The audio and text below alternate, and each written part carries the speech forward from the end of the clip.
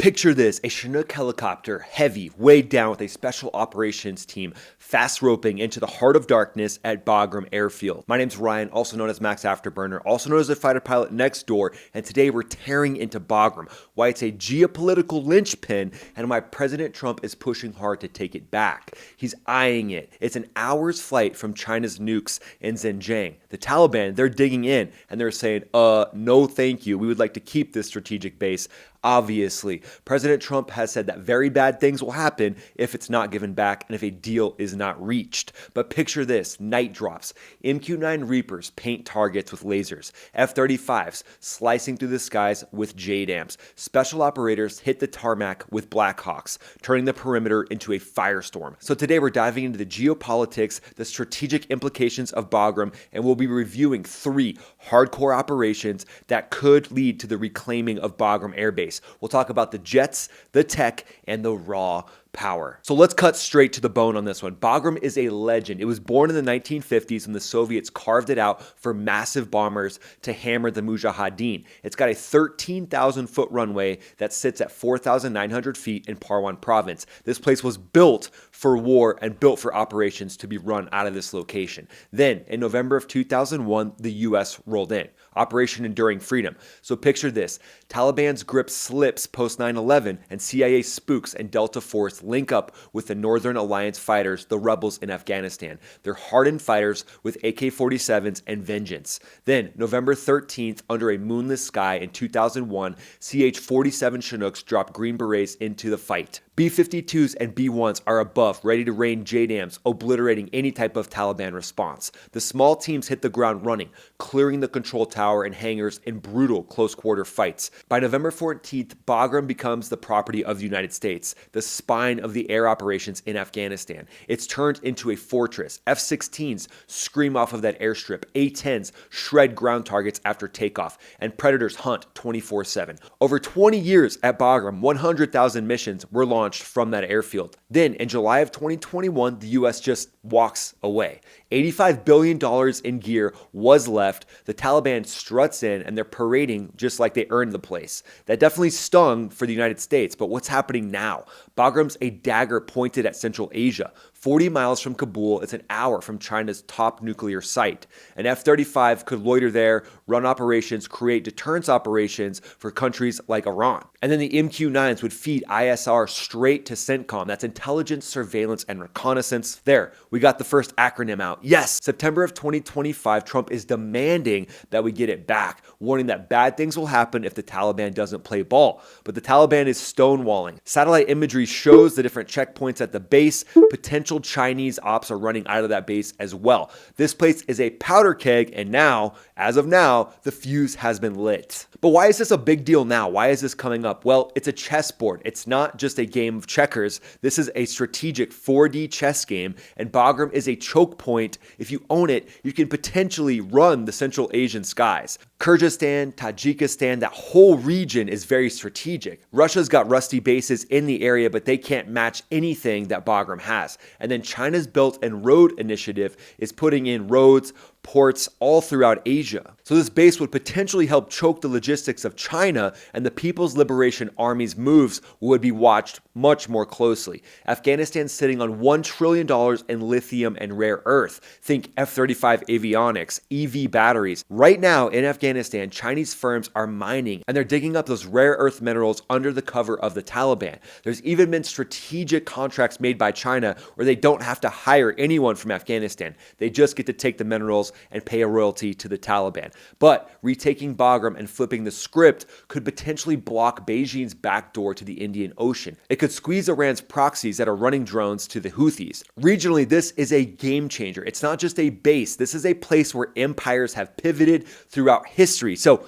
do you feel the weight of Bagram yet? I'm definitely feeling a little bit excited about Bagram, if you can't tell. But there's shadows in the Hindu Kush. What is brewing? Afghanistan, that whole area, having served over there in combat, 70 combat missions, I know firsthand that Afghanistan is a viper pit, and that's what history has shown us. And right now, the Taliban has the reins. Sharia law, dirt poor areas, and they're leaning on their opium trade. That's 80% of the world's heroin that has been said to be coming out of Afghanistan. $500 million a year from the Helmand Fields and Nangarhar labs. They're shipped through Karachi to Europe's streets, also potentially reaching America. Al-Qaeda's potentially creeping back in as well, with Saif al-Adel pulling strings from Iran. And then ISIS-K is operating in the area. And then Russia's creeping in as well, just when we thought Russia wouldn't creep in anywhere else. But Russia's in the mix, and they're training the Taliban on man pads, and they're also trading that training with them for lithium to help boost Russia's military. And China's got teams all throughout the area. And then SIGINT, Signals Intelligence, another acronym. Again, we're at 2. I'll try to keep this going for you. But those SIGINT posts could potentially be listening to naval assets in the Arabian Sea. Bagram's fall essentially opened the floodgates for this mess. So taking back Bagram, why? Why would we actually need to do that? Well, we could choke opium pipelines, raid terror camps, and stop the next 9/11 before it even happens. But there's going to be risks as well, and we'll get to those here in a second. But let's talk about 3 operations to retake Bagram. These are built for precision and overwhelming force. No full invasion, just air and tech, crushing it to take back this strategic location. These are rooted in real plays that could play out. The first one would be an air assault all-out blitz, and we start with eyes everywhere. The MQ-9 Reapers and RQ-4 Global Hawks would run 72-hour orbits, mapping every Taliban guard post. Those drones would use thermal capabilities to scan for any man-pad locations. They would track trucks and other movements around the base. And then EA-18G Growlers taking off out of the Arabian Sea would jam any comms and Chinese radars that are trying to blind the drones. At 0200, roughly 200 Delta and Rangers launched from carriers in the Gulf of Oman. And then 12 AH-64 Apaches would lead the charge. Hellfires and 30mm cannons would shred bunkers and Zu-23s. Operators would fast rope into the main apron of the base, suppressing any type of resistance and using their IR lasers to guide the Apaches and the MQ-9s that are loaded out with Hellfire missiles into any places that were firing upon the teams coming into Bagram. And robots would be used to detonate any type of IED traps. And then Special Operations C-130s would circle in roughly 20,000 feet, striking any targets with their 40mm cannon, turning any threats to ash. And then XQ-58 Valkyrie drones would swarm in as decoys, jamming any type of surface-to-air fire. And then Reapers could nail high-value targets with AGM-114s. By 0600, the tarmac belongs back to the United States. C-17s would land, and then Patriot PAC-3s would lock down the skies, rolling out of the C-17s, and then anti-drone rockets would be established around the base as well. Those would be laser-guided rockets that could strike down any type of drone swarms coming from any other place, any other Taliban stronghold in Afghanistan. But IEDs are going to be the ground game's wild card because the Taliban are likely going to try to booby trap the entire base.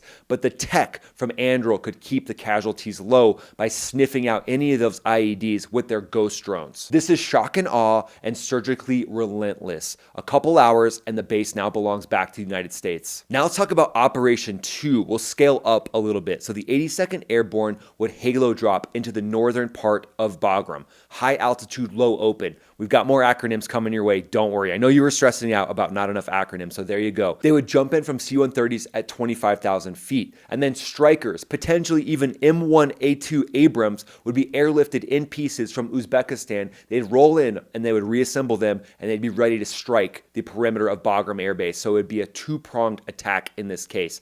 B-1B Lancers from Diego Garcia would hammer Taliban routes with JASSMs. Stealth cruise missiles, 1,000-mile range, GPS guided to shred any convoys. F-22 Raptors could run SEED, Suppression of Enemy Air Defenses, another great acronym. HARMs could be fired from MQ-9s to gut any S-300 knockoffs. The Taliban probably has scored some of those surface-to-air missiles from Russia. And then soft forces would roll in MH-6s all over the base, striking any type of resistance. But logistics are the hurdle here. Getting all that equipment there would be incredibly challenging.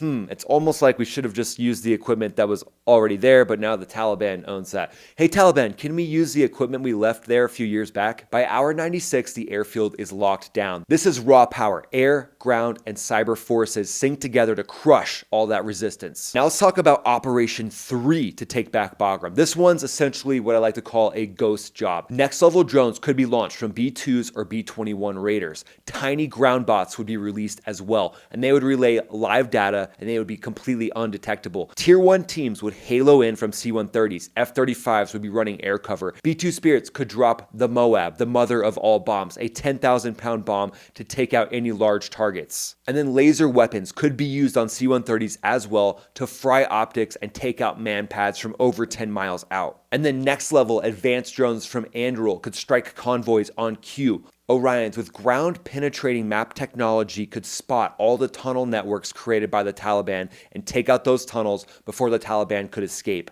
Cyber operations would spoof GPS, sending Taliban trucks into dead ends, or it could turn their drones against them with malware. This operation would essentially disrupt instantly with the different cyber attacks, and that would be a psyop to fracture the morale of the Taliban. It could also push defections from high-level leaders in the Taliban. The endgame would be that the Taliban splinters and a lease is negotiated for the base. But then you counter that with essentially a minimal footprint and going for a more total spectrum dominance using space assets, MQ-9 Reapers, and other assets in the sky to keep this from being a large force that's needed to take back the base. So what happens if the US actually pulls this off? Well, the payoff could be massive, but it's definitely a tightrope. You have to thread the needle perfectly to not let this spill over and erupt into a larger conflict. The good part would be that Bagram is an ISR powerhouse.